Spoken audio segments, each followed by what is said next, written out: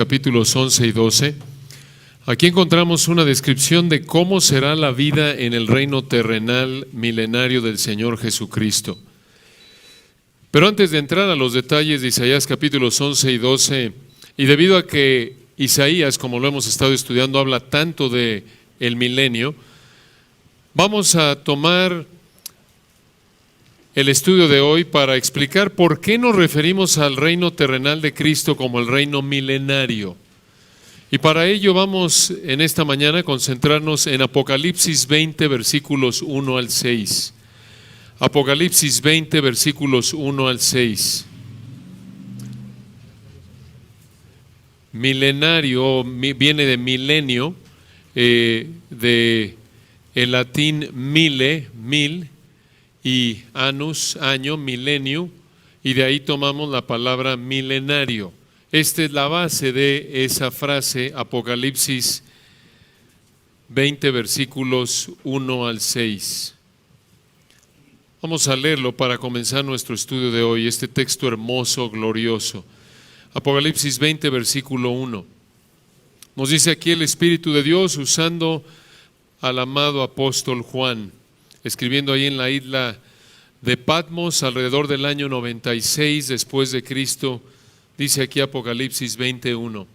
Vi a un ángel que descendía del cielo con la llave del abismo y una gran cadena en la mano, y prendió al dragón, la serpiente antigua, que es el diablo y Satanás, y lo ató por 1000 años. Pueden ver la repetición de esta frase a lo largo de este texto, y si quieren subrayarla en su Biblia, esta es la frase base de la que obtenemos o en la que basamos la frase el reino milenario o el milenio, como decíamos hace un momento. Continúa Apocalipsis 20, versículo 3. Y lo arrojó al abismo y lo encerró y puso sus sellos sobre él, para que no engañase más a las naciones, hasta que fuesen cumplidos 1000 años. Y después de esto debe ser desatado por un poco de tiempo. Versículo 4.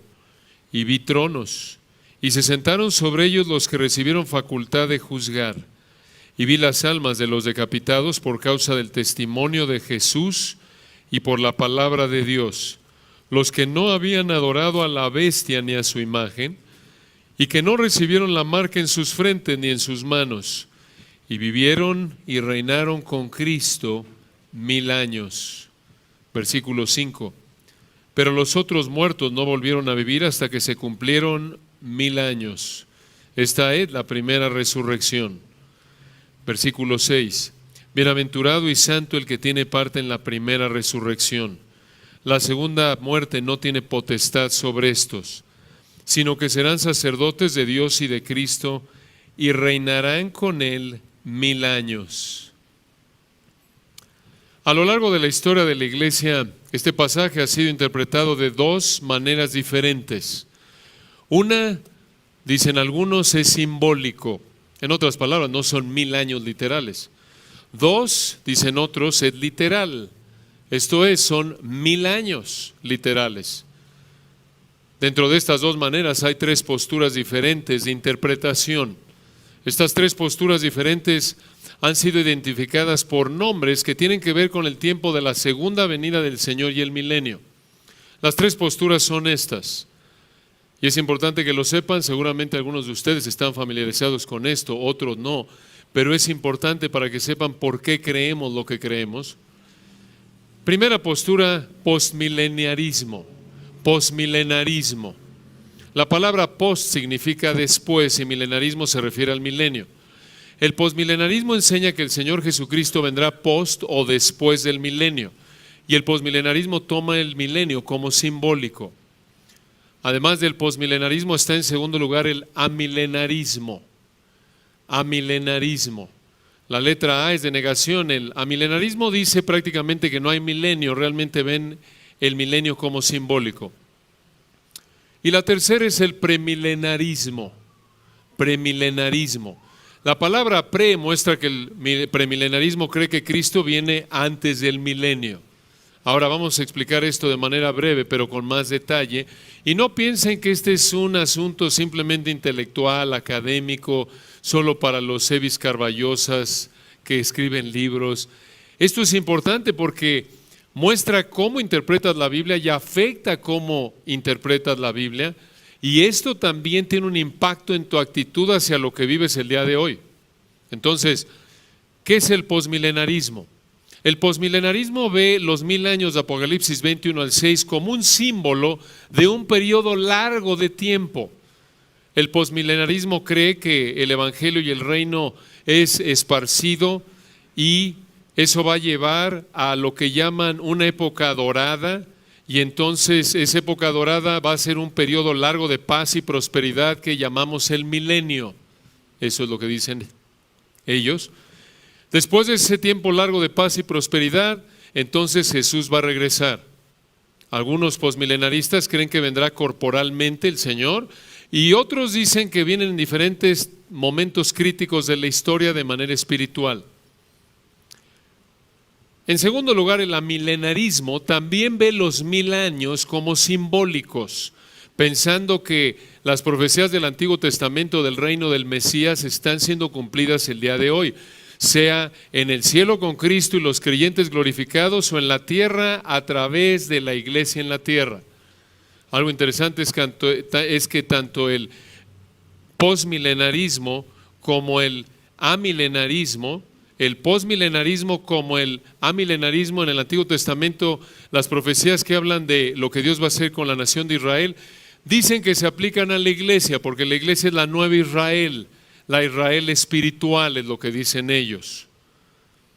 Por otro lado, el premilenarismo enseña que después de la tribulación futura de 7 años en la tierra, Apocalipsis capítulo 6 al 18, el Señor Jesucristo regresará por segunda vez, Apocalipsis 19, y después de que regrese va a establecer su reino terrenal durante 1000 años, Apocalipsis 21 al 6. Como pueden ver entonces, el amilenarismo y el posmilenarismo interpretan Apocalipsis 21 al 6 de manera simbólica y el premilenarismo lo interpreta de manera literal. Entonces, ¿cuál de las tres posturas es la correcta? Creemos que la premilenarista. ¿Por qué? ¿Porque se nos antoja? No. Hay tres razones. Número 1, por la hermenéutica. La hermenéutica. ¿Qué quiere decir la hermenéutica? La hermenéutica es la ciencia y el arte de la interpretación bíblica.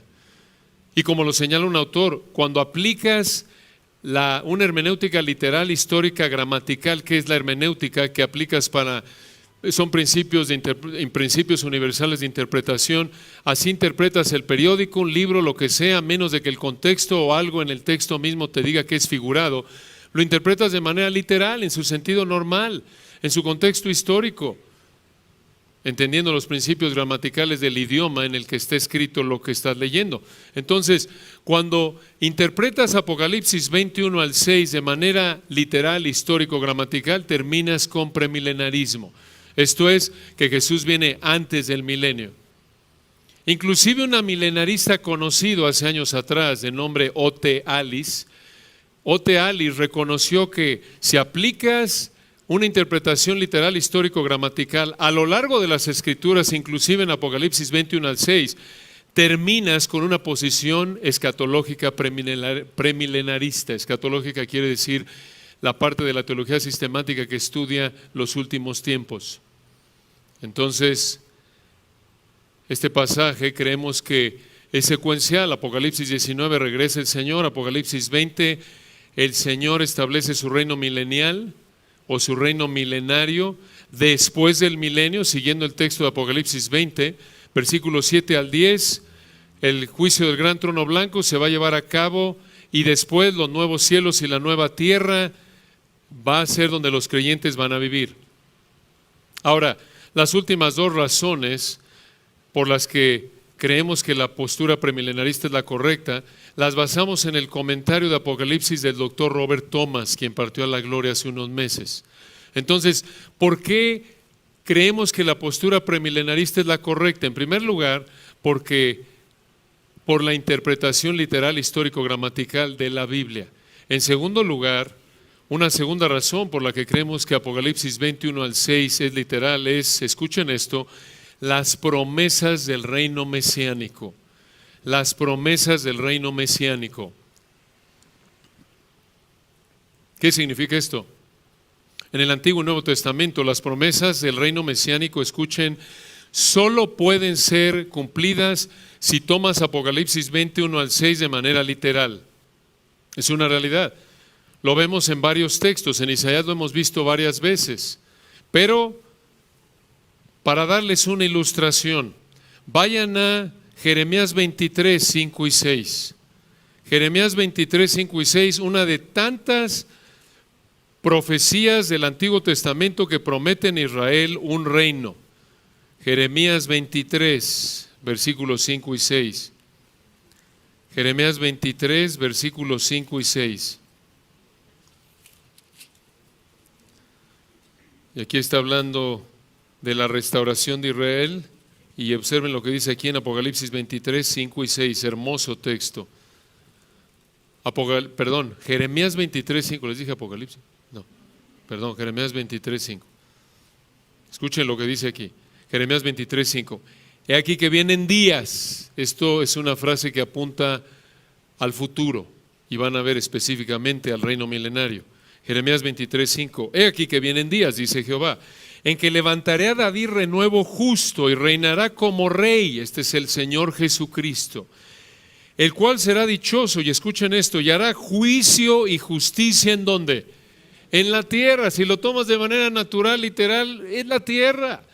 Pero el Señor Jesucristo no reinó cuando vino por primera vez hace 2000 años. A los suyos vino y los suyos ¿qué? No lo recibieron, lo mataron. Y versículo 6, en sus días será salvo ¿quién? Judá, e Israel habitará confiado, y este será su nombre con el cual le llamarán Jehová, justicia nuestra. Hermoso título de nuestro Señor. Si lo tomas de manera literal, esto solo se puede cumplir aquí en la tierra. Si lo vas a tomar para que no se cumpla en la tierra, tienes que hacerlo figurado y decir, bueno, aquí Judá, Israel, somos la iglesia, ya se cumplió, el Señor está reinando en nuestros corazones, ya estamos en el milenio, dicen los amilenaristas, ¿se dan cuenta? Ahí mismo en Jeremías 30, versículo 3. Y que quede claro, hermanos, si alguien no es premilenarista, no quiere decir que va al infierno. Hay hermanos fieles al Señor que no comparten esta postura, y que quede claro, es una doctrina secundaria, no determina si vas al infierno o al cielo. ¿Se dan cuenta? Entonces, si ves a alguien que no está de acuerdo con esta postura, no le dices hereje, arrepiéntete, no. Es algo secundario. Jeremías 30, versículo 3, ya que estamos ahí. Jeremías 33. Porque he aquí vienen días, dice Jehová, en que haré volver a los cautivos de mi pueblo Israel y Judá, ha dicho Jehová, y los traeré a la tierra que di a sus padres y la disfrutarán. ¿Se dan cuenta? Si lo toman literal, tiene que haber un milenio. Hay otros textos, pero vayan a Hechos capítulo 1, otra ilustración, Hechos capítulo 1. En Hechos 1 recuerdan lo que pasó, versículo 1, Hechos 1:1. Escribe Lucas, y observen lo que dice en Hechos 1:1. En el primer tratado, refiriéndose al Evangelio de Lucas, en el primer tratado, Teófilo, hablé acerca de todas las cosas que Jesús comenzó a hacer y enseñar. Versículo 2. Hasta el día en que fue recibido arriba, después de haber dado mandamientos por el Espíritu Santo a los apóstoles que había escogido, a quienes también, después de haber padecido, se presentó vivo con muchas pruebas indubitables, apareciéndoseles durante 40 días y hablándoles acerca del reino de Dios. Versículo 4. Y estando juntos, les mandó que no se fueran de Jerusalén, sino que esperasen la promesa del Padre, la cual les dijo, oísteis de mí. Versículo 5. Porque Juan ciertamente bautizó con agua, mas vosotros seréis bautizados con el Espíritu Santo dentro de no muchos días. Refiriéndose aquí al siguiente capítulo, Hechos 2, en Pentecostés, ¿se acuerdan? Ahí nació la iglesia. Continúa el versículo 6. Escuchen esto. Hechos 1:6. Entonces los que se habían reunido, esta misma reunión del versículo 4, le preguntaron, diciendo, Señor, ¿restaurarás el reino a Israel en este tiempo? ¿Por qué preguntaron esto? Porque al haber oído que el Espíritu Santo venía, ellos pensaron que el reino sería establecido. ¿De dónde sacaron esta idea? Ezequiel 36, Joel 2, ahí el Señor explica que la venida del Espíritu Santo está ligada a la venida del reino. Y como el Señor aquí, recuerden, ya había pasado el sufrimiento en la cruz y había resucitado, parece que ellos pensaron que ahora sí establecería el Señor su reino. Entonces ellos le preguntan, versículo 6, ¿restaurarás el reino Israel en este tiempo? Observen, a Israel, así lo entendían ellos, lo entendieron de manera literal. Y versículo 7, y les dijo, no, es espiritual. No, versículo 7. Y les dijo, no os toca a vosotros saber los tiempos o las sazones. En el griego esa palabra sazones significa temporadas, etapas. Al final del 7, que el Padre puso en su sola potestad, o en el griego autoridad. En otras palabras, versículo 6, ellos le preguntan, ¿restaurarás el reino de Israel en este tiempo? Y en otras palabras, él dio por sentado que era literal. Sí, el reino literal terrenal viene, no lo negó, pero el tiempo exacto del establecimiento del reino aquí en la tierra no lo ha revelado. Como lo dijo en Mateo 24:36, el momento exacto de su segunda venida, después de la cual establecerá el reino, solo lo sabe el Padre. Entonces, ¿por qué creemos que la postura premilenarista es la correcta? 1, por la hermenéutica. 2, por las promesas del reino mesiánico. Y 3, una tercera razón por la que creemos que Apocalipsis 21:6 es literal, escuchen, es por el cumplimiento de varios pactos. El cumplimiento de varios pactos. ¿Qué significa esto? Desde el punto de vista de varios de los pactos que encontramos en el Antiguo Testamento, el milenio es crucial para su cumplimiento. Específicamente 4 pactos. Recuerden, hay 6 pactos, pero 4 específicamente. 1, el pacto abrámico. 6 pactos, por cierto, el noéico y el mosaico, no los contamos. El mosaico fue condicional, fue reemplazado por el nuevo pacto, y el noéico, Dios, recuerdan, en Génesis 9 se comprometió a que no iba a volver a destruir la tierra con agua. La próxima vez que la destruya va a ser con fuego. Segunda de Pedro 3, Apocalipsis 20, y entonces va a crear cielos nuevos y tierra nueva. Pero hay 4 pactos que no se han cumplido y que se van a cumplir en el milenio. El primero es el pacto abrámico. Génesis 15, recuerden, Dios le prometió a Abraham tierra para sus descendientes que formarían una nación y bendición. El pacto con Abraham, Génesis 15. Ese pacto se va a cumplir en el milenio. Israel está así en su tierra, pero no de manera total como Dios lo cumplió, lo prometió en el Antiguo Testamento. Segundo pacto que se va a cumplir en el milenio, el pacto sacerdotal. El pacto sacerdotal, lo vemos en Números 25, 10 al 13. Ese pacto fue incondicional. Dios lo hizo con Finés, hijo de Eleazar, hijo de Aarón. A través de la descendencia de él vendrían todos los sumos sacerdotes genuinos y se extiende hasta el reino milenario. Ezequiel 40 y 44, lo estudiaron con Toño, van a haber sacerdotes en el milenio.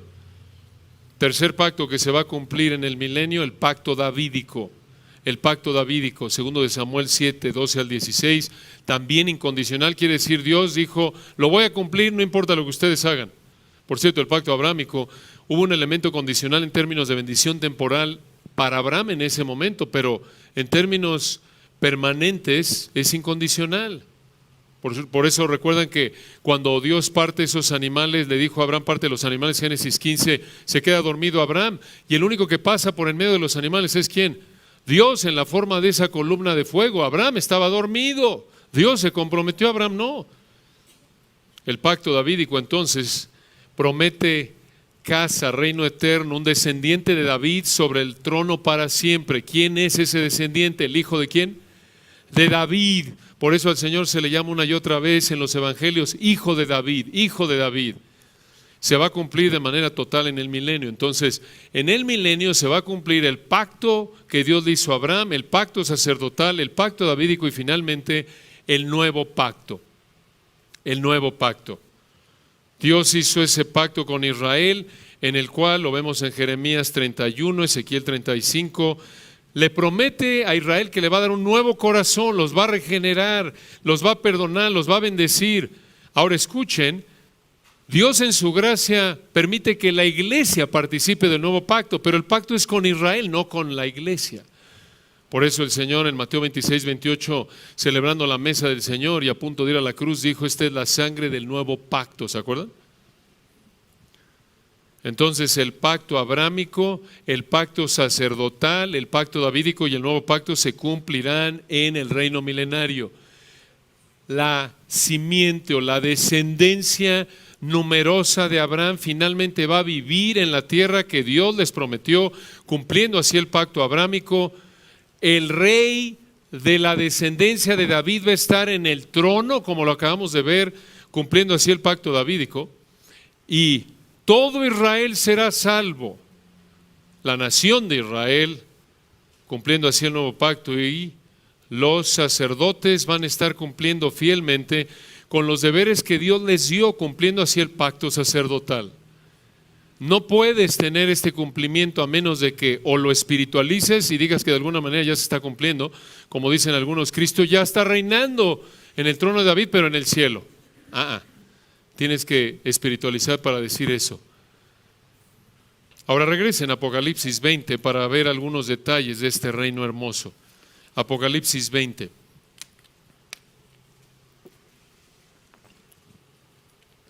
Recuerden, esto nos va a ayudar a entender lo que vamos a estudiar en Isaías capítulos 11 y 12. Apocalipsis 20, vamos a caminar a lo largo del texto. Apocalipsis 21. Vi, detengámonos ahí. Es una palabra importante porque en griego esta palabra traducida bien, Reina Valera 60, es y vi, conjunción, y vi, dos palabras, y vi. Ahora, los comentaristas posmilenaristas y amilenaristas dicen en resumen que esta frase y vi presenta una visión simbólica de Juan y que no tiene relación de tiempo con lo que viene antes en los capítulos anteriores. Pero esta frase y vi la usa Juan muchas veces a lo largo de Apocalipsis para indicar, escuchen esto, una secuencia de acontecimientos. Esto significa que los acontecimientos que vemos en Apocalipsis 21 al 6 se llevan a cabo después de los capítulos que vienen antes de Apocalipsis 20. ¿Qué pasó? Apocalipsis 6 al 18, el Espíritu de Dios a través de Juan se concentró en describir la tribulación de 7 años que viene en el futuro. Una vez que termine esto, Apocalipsis 19, viene la segunda venida de Cristo y después de eso, Apocalipsis 21, y vi. Él establece su reino milenario. Creemos que es la manera más natural de entender el texto. Entonces dice el versículo 1, obsérvenlo. En el griego recuerden, y vi a un ángel que descendía del cielo con la llave del abismo. Detengámonos ahí. Este ángel tiene una llave, probablemente la misma llave que vemos en el 9.1. Y esta llave le concede acceso, le da acceso al lugar donde los demonios están confinados. Ese es el abismo. Esto lo vemos en Lucas 8:31, por ejemplo. Y observen qué más traía en la mano este ángel, versículo 1. Vi un ángel que descendía del cielo con la llave del abismo y una gran cadena en la mano. Conforme él desciende del cielo, este ángel trae una cadena especial diseñada para atar, para encadenar a un ser espiritual. Vean aquí en versículo 2, Apocalipsis 22. Y prendió al dragón. ¿Quién es el dragón? La serpiente antigua, que es diablo y Satanás, y lo ató por 1000 años. Una pausa. Observen, hermanos, 4 nombres para referirse a Satanás. Este es Satanás y únicamente Satanás. Y observen que lo ató por 1000 años, dice aquí al final del versículo 2. El versículo 2 afirma entonces que Satanás será atado por 1000 años.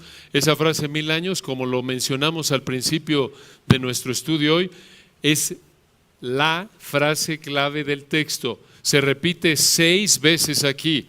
Versículo 2, 1, versículo 3, 2, versículo 4, 3, versículo 5, 4, versículo 6, 5, versículo 7, 6. Ya los confundí. Son 6 veces, hermanos. Ahí lo obtienen. Y esto apunta a la importancia de este periodo de tiempo. Muchos han dicho que este número otra vez no es literal, sino simbólico. Y un argumento, escuchen esto, que usan los hermanos posmilenaristas y amilenaristas, un argumento que usan para decir que el número aquí 1000 es simbólico, son textos que no usan 1000 años de manera literal. Por ejemplo, en 2 de Pedro 3:8, para el Señor un día es como 1000 años y 1000 años un día. Pero este número 1000 debe ser tomado de manera literal aquí en Apocalipsis 20. ¿Por qué? Escuchen esto. Porque el apóstol Juan, en los 22 capítulos de Apocalipsis, usa los números de manera literal siempre. Por ejemplo, 144,000, ¿se acuerdan? En Apocalipsis 7, 4 al 8. O las 7 iglesias de Asia, en Apocalipsis, recuerdan, 2 y 3. O los sellos, los 7 sellos, las 7 trompetas, las 7 copas. Entonces, tomar 1000 años, aquí en Apocalipsis 22 y en el resto de Apocalipsis 21 al 6, tomarlo de manera literal es coherente con la manera en la que Juan usa los números a lo largo de Apocalipsis. Y encaja otra vez, hermanos, con una hermenéutica, de nuevo, con una manera de interpretar la Biblia literal, histórico, gramatical de todas las Escrituras. Y observen ahora qué hizo el ángel con Satanás después de haberlo atado. Mucha atención, aquí van a aparecer ustedes, los creyentes. Apocalipsis 23. Y lo arrojó al abismo, esto es el ángel a Satanás, y lo encerró. Y puso su sello sobre él, para que no engañase más a las naciones, hasta que fuesen cumplidos 1000 años. Y después de esto debe ser desatado por un poco de tiempo. Aquí el ángel coloca a Satanás en este lugar, el abismo, donde él está totalmente confinado. Este lugar es una prisión donde hay otros demonios en la actualidad y van a ser algunos liberados en la tribulación, según Apocalipsis 9:1 en adelante. Y aquí la idea es que Satanás fue totalmente detenido de su actividad, así como los ángeles en Apocalipsis 9:14 fueron detenidos de manera completa de moverse y actuar. Ahora escuchen, el hecho de que la cadena es literal y que el refreno a Satanás es completo apunta a un acontecimiento futuro. Esto no ha pasado. Esto se opone a la posición amilenarista que dice que el pasaje es para hoy y que el hecho de que Satanás esté encadenado es una cesación parcial de su actividad. Esto es, Satanás está algo detenido, no de manera total. Pero en el Nuevo Testamento vemos apoyo para la interpretación literal de Apocalipsis 20, porque observen, esto es futuro. Y la Biblia nos dice que en la actualidad Satanás no está atado, no está encerrado en el sentido literal completo, como lo vemos en sus actividades en la actualidad. Por ejemplo, en 2 Corintios 4 nos dice que Él ciega en la actualidad las mentes de los incrédulos, 2 Corintios 4:4. Pedro lo presenta como un león rugiente que anda alrededor mirando a quién devorar, 1 Pedro 5:8, no como un león encadenado. Por cierto, los que toman esto de manera figurada, dicen, no, sí, sí es un león, pero es un león que tiene una cadena larga. Entonces está limitado. En serio, hermanos, así lo ven. Está limitada su actividad, la cadena es larga. Entonces por eso sí anda como león, pero está bajo el control de Dios, lo tiene, digamos, bajo la cadena. Pero no creemos que el texto lo enseña así. Antes de que Satanás sea confinado, está ocupado en engañar a las naciones. En Apocalipsis 13:14 lo vemos, en el 16:13-14 lo vemos. En la actualidad está coordinando un ejército de demonios en la batalla espiritual, Efesios 6:12-18. Él es el príncipe de la potestad del aire, Efesios 2:2, él esclaviza en la actualidad a los incrédulos, segunda de Timoteo 2:26. Entonces, Satanás va a estar ocupado y estará ocupado durante la tribulación, pero en el milenio va a ser encerrado, limitado de manera total, y una vez más, después de que sea liberado, después de los 1000 años, va a actuar por última vez, Apocalipsis 28. Pero, durante el milenio, él no va a poder hacer eso. Aquí es muy importante que veamos que él fue prendido, versículo 3, vean para qué, lo arrojó al abismo y lo encerró, Apocalipsis 23, y puso sus sellos sobre él, para que no engañase más a las naciones hasta que fuesen cumplidos 1000 años, y después de esto debe ser desatado por un poco de tiempo. ¿Quiénes son las naciones? No son los incrédulos que murieron en la batalla de Apocalipsis 19 al 21, recuerdan, en el Armagedón, sino que más bien son los creyentes no glorificados que sobrevivieron a la batalla, como lo vemos en Apocalipsis 11, 13 y 12, 13 al 17. Entonces, escuchen esto. Todo mundo empieza en el milenio siendo creyente, pero hay algunos creyentes no glorificados que son estos, versículo 3, las naciones, estos creyentes que van a salir de la tribulación, no glorificados, obvio, no han muerto físicamente, van a tener hijos, todavía van a poder procrear. Algunos de su descendencia, hijos, nietos, etcétera, van a rebelarse y seguir a Satanás al final del milenio. Por eso dice al final del 3, después de esto debe ser desatado por un poco de tiempo. De hecho, véanlo en el versículo 7, hermanos. Versículo 7, Apocalipsis 27, observen esto. Aquí en el versículo 7 dice, cuando los 1000 años se cumplan, Satanás será suelto de su prisión, versículo 8, y saldrá a engañar a las naciones que están en los 4 ángulos de la tierra, a Gog y a Magog, a fin de reunirlos para la batalla, el número de los cuales es como la arena del mar. Versículo 9, y subieron sobre la anchura de la tierra, y rodearon el campamento de los santos y la ciudad amada, Jerusalén, y de Dios descendió fuego del cielo y los consumió. Versículo 10, y el diablo que los engañaba fue lanzado en el lago de fuego y azufre, donde estaban la bestia y el falso profeta, y serán atormentados día y noche por los siglos de los siglos. Y ahí van a acabar junto con el resto de los incrédulos de toda la historia que rechazaron a Cristo. Véanlo ahí en el versículo 15, Apocalipsis 20:15.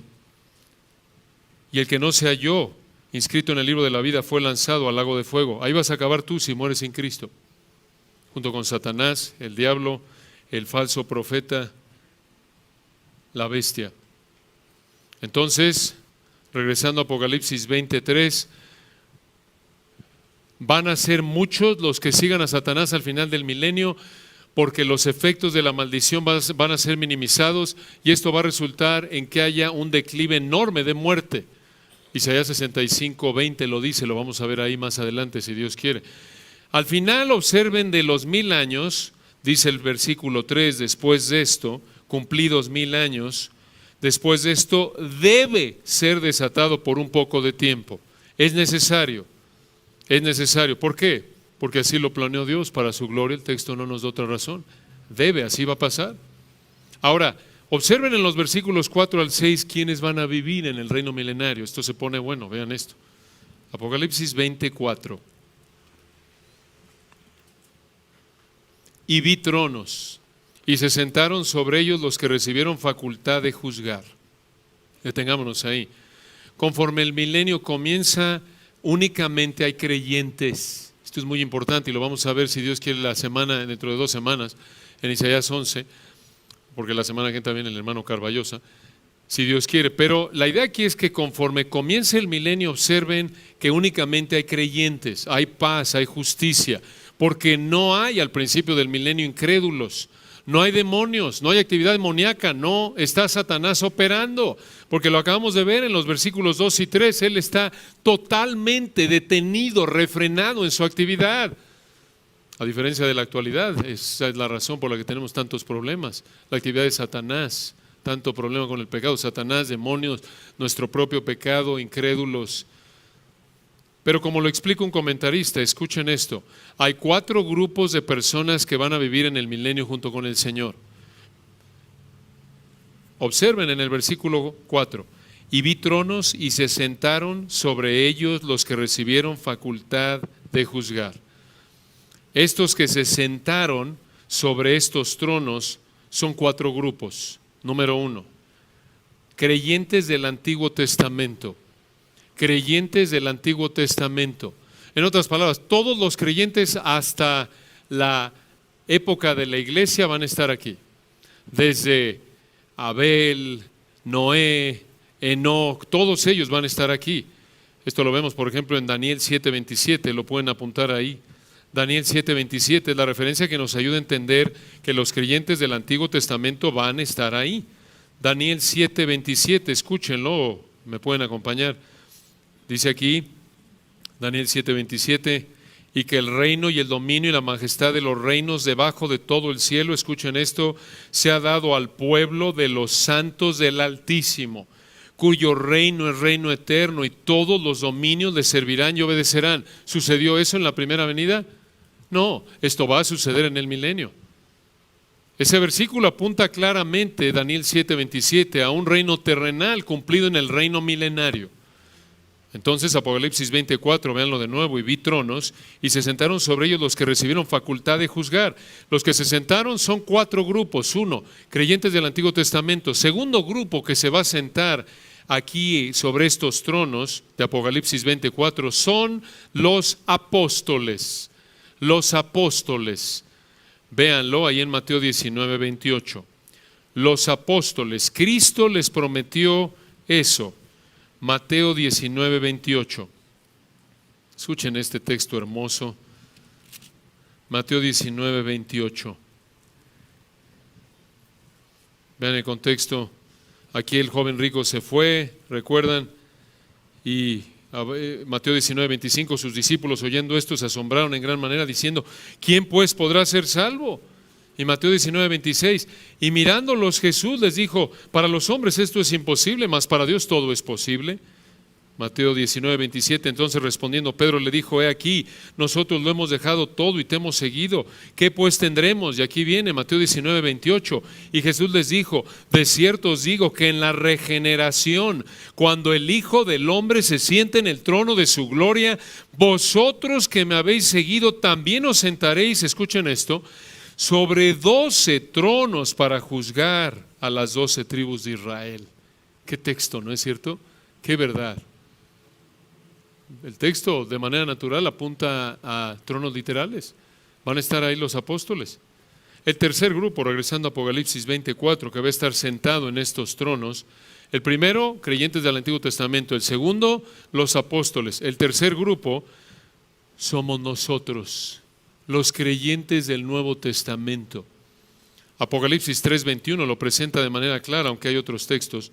Apocalipsis 3:21, escuchen esto, en este contexto de las cartas a las iglesias, en la época de la iglesia, Apocalipsis 3:21 en la que vivimos, dice aquí, Apocalipsis 3:21, al que venciere, le daré que se siente conmigo en mi trono, así como yo he vencido y me he sentado con mi Padre en su trono.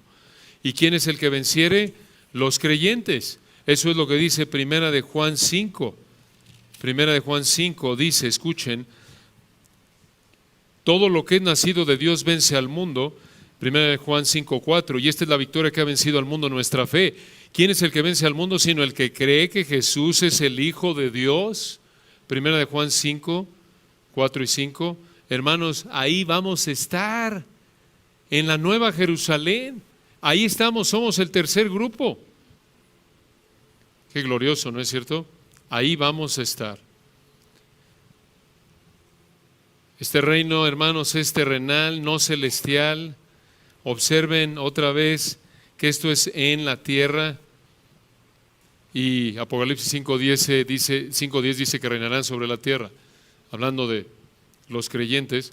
Cuarto grupo, Apocalipsis 24, que va a estar sentado sobre estos tronos, lo encontramos en la segunda parte del versículo 4, véanlo. Estos son los creyentes de la tribulación que murieron, o más bien desde nuestro punto de vista, que morirán como mártires, creyentes, personas que se van a convertir después de la época de la iglesia. Recuerden, la iglesia, es nuestra convicción a la luz de la palabra de Dios, va a ser arrebatada antes de los 7 años de tribulación, y ese es el tercer grupo. Y en él, los 7 años de tribulación, van a haber conversiones, van a haber muchos que van a morir como mártires. Aquí está, versículo 4.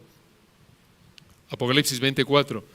Y vi tronos y se sentaron sobre ellos los que recibieron facultad de juzgar. Y aquí viene, y vi las almas de los decapitados por causa del testimonio de Jesús y por la palabra de Dios, los que no habían adorado a la bestia ni a su imagen, y que no recibieron la marca en sus frentes ni en sus manos, y vivieron y reinaron con Cristo 1000 años. Su fe genuina se vio en su fidelidad a Cristo, en su proclamación de la palabra de Dios, su resistencia a las demandas de adorar la bestia o a su imagen, su resistencia a no recibir, como dice el texto, la marca en sus frentes ni en sus manos. Ahora observen algo fascinante aquí, hermanos. Nos dice aquí que fueron decapitados. ¿Notan?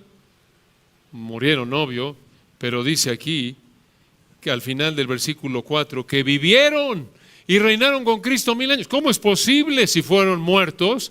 ¿Cómo es posible que vivieron? Esto da por sentado que ¿qué? Que Dios los resucitó. El Señor los resucitó.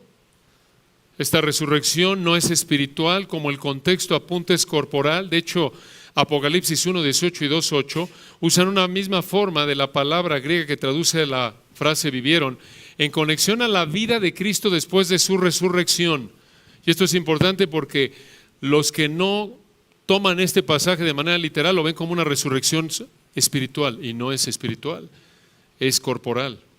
Cada vez, escuchen esto, cada vez que la forma de la raíz griega de la palabra que se traduce aquí, vivieron, en Apocalipsis 24, cada vez que se usa esa forma de la raíz griega en el Nuevo Testamento en relación a muerte física, siempre describe una resurrección física, no una espiritual. Y hay muchos lugares en el Nuevo Testamento. Observen versículo 5. Esto es trágico. Pero los otros muertos, porque los que murieron, versículo 4, los primeros muertos de los que vimos fueron los decapitados, los creyentes. Pero versículo 5, aquí hay otro grupo de muertos. Apocalipsis 25, véanlo. Pero los otros muertos no volvieron a vivir hasta que se cumplieron 1000 años. Esta es la primera resurrección. Aquí Juan apunta que esta resurrección de los creyentes de todas las épocas es la primera resurrección. Esta también es llamada la resurrección de los justos en Lucas 14:14, o la resurrección de vida en Juan 5:29, o la resurrección de aquellos que son de Cristo en su venida, 1 Corintios 15:23. Ahora escuchen esto, excepto por Lucas 2:34, la palabra resurrección aquí, en el versículo 5 al final, anástasis en griego, siempre es usada de resurrección física en las 42 veces que es usada en el Nuevo Testamento. Y esto muestra que esta no es una resurrección espiritual, sino física. Y el versículo 5 entonces apunta que no todo mundo es resucitado al principio del reino milenario, solo los creyentes, pero, versículo 5, los otros muertos no volvieron a vivir hasta que se cumplieron 1000 años. En otras palabras, cuando acaben los 1000 años, los impíos de todas las edades van a ser resucitados para ser juzgados y atormentados para siempre. Ahí lo dice el versículo 11, véanlo. Apocalipsis 20:11. Y vi un gran trono blanco y al que estaba sentado en él, de delante del cual huyeron la tierra y el cielo, y ningún lugar se encontró para ellos. Esto apunta a que Dios va a destruir el cielo y la tierra y va a recrear cielos nuevos, tierra nueva. Apocalipsis 21:1. Versículo 14, vi a los muertos, grandes y pequeños, de pie ante Dios. ¿Cómo están muertos y de pie? Versículo 12, observen, aquí el Señor los va a resucitar para recibir un cuerpo especial, para ser atormentados para siempre en el infierno. Versículo 12, y los libros fueron abiertos, y otro libro fue abierto, el cual es el libro de la vida. Y fueron juzgados los muertos por las cosas que estaban escritas en los libros, según sus obras. Y versículo 3, el mar entregó los muertos que había en él, y la muerte y el Hades entregaron los muertos que había en ellos, y fueron juzgados cada uno según sus obras, y la muerte y el Hades fueron lanzados al lago de fuego. Esta es la muerte segunda. Versículo 15, y el que no se halló inscrito en el libro de la vida fue lanzado al lago de fuego. Escuchen, estos fueron los que rechazaron al Señor Jesucristo. Aquí estás tú, si tú no conoces al Señor y mueres en esa condición, aunque te digas cristiano. Si tú mueres sin haberte arrepentido y creído realmente en el Señor, vas a acabar aquí. Apocalipsis 20, 11 al 15. Y observen ahora el versículo 6, con esto concluimos por hoy. Apocalipsis 26. Bienaventurado, en el griego gozoso, satisfecho. Bienaventurado y santo el que tiene parte en la primera resurrección. Claro. Observen 3 razones por las que los creyentes de toda época de la historia van a estar gozosos. Una, versículo 6. La segunda muerte no tiene potestad, o en el griego poder, sobre estos. ¿Qué significa esto? Que no van a ser arrojados al lago de fuego eterno. Esta es la muerte segunda. Eso es lo que dice. Observen el versículo 14. Y la muerte y el Hades fueron lanzados al lago de fuego. Esta es la muerte segunda. Pero Apocalipsis 26, véanlo de nuevo, dice: bienaventurado y santo el que tiene parte en la primera resurrección. La segunda muerte no tiene potestad sobre estos. En otras palabras, estos no van a estar en el lago de fuego eterno. A través de Cristo han sido rescatados de esa muerte. Él nos libra de la ira venidera. 1 Tesalonicenses 1:10. Segunda razón por la que los habitantes del milenio estarán gozosos. Versículo 6. Bienaventurado y santo el que tiene parte en la primera resurrección. Primera razón, la segunda muerte no tiene potestad sobre esto. Segunda razón, sino que serán sacerdotes de Dios y de Cristo. ¿Qué significa esto?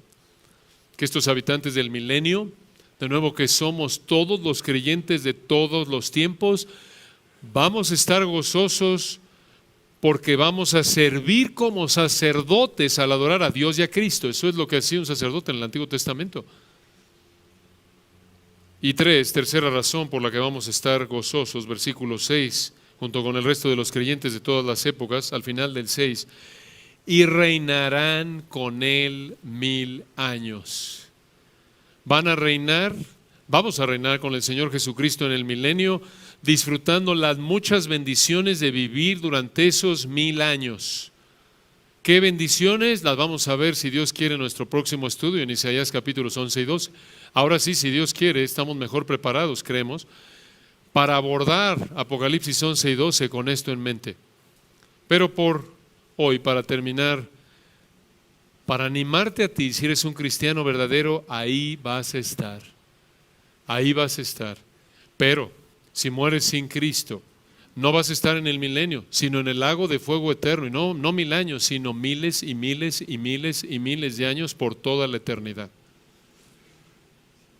Oremos para terminar. Padre, te damos la gloria por tu palabra. Qué texto tan alentador.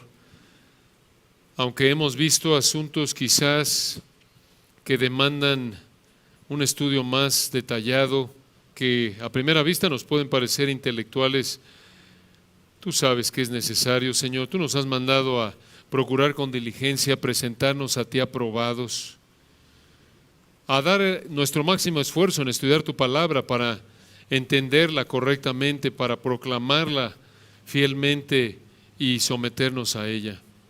Estas verdades nos animan, por un lado, cómo anhelamos estar en tu reino, y otra vez decimos, como tú nos enseñaste a orar, venga tu reino. Pero al mismo tiempo hay, como Juan lo vivió en Apocalipsis, cierto sentido de dolor. Es gozoso ver esto y al mismo tiempo doloroso, porque vemos que muchos van a terminar en el lago de fuego eterno. Oramos, Padre, porque nadie de los que está aquí en esta mañana termine ahí, que abra su entendimiento, que vean que lo mejor que te pueden ofrecer no sirve de nada, porque tú eres perfecto y demandas perfección para que entremos al cielo. Tú demandas que seamos igual de santos como tú, que estemos igual de alejados del pecado que tú. Y tú sabes que para nosotros como humanos es imposible. Oramos, Padre, que los que no te conocen reconozcan que lo mejor que te pueden ofrecer son como trapos de inmundicia, cosas inaceptables a ti. Que les hagas ver, Padre, su pecado, que no pueden ofrecerte nada más que su pecado, que vean su pobreza espiritual, que se vean como mendigos espirituales y que vengan a ti como el publicano de Lucas 18, entendiendo que no te pueden demandar nada, sino simplemente rogar porque tengas misericordia de ellos y que dejen su pecado y que crean que solo en base a la vida, muerte y resurrección del Señor Jesucristo, no por nada que ellos puedan hacer, solo en base a Cristo, los vas a aceptar tú al tratarlos como si nunca hubieran pecado, así como lo trataste a Él en la cruz como si hubiera cometido todos los pecados de los que creemos en ti. Y así, Padre, los libres de la ira venidera. Gracias por este texto, Padre, y de nuevo reconocemos nuestra indignidad de poder tener acceso a tu palabra y estudiar estas verdades. Gracias, Señor, por tu misericordia. Gracias por darnos tanto, aunque no lo merecemos debido a nuestro pecado. Que esto nos motive también a vivir vidas de santidad y a recordar que esta vida es breve. Perdona, Padre, nuestro pecado donde no lo hemos confesado, mundanalidad. Que reconozcamos otra vez que esta vida es breve, es como neblina que aparece por un poco de tiempo y se desvanece. Y te damos la gloria a ti, a nuestro amado Señor Jesucristo, el Rey de Reyes y el Señor de Señores, la raíz y la simiente de David. Amén. Que Dios los bendiga, hermanos. Nos vemos de hoy en 8, si Dios quiere.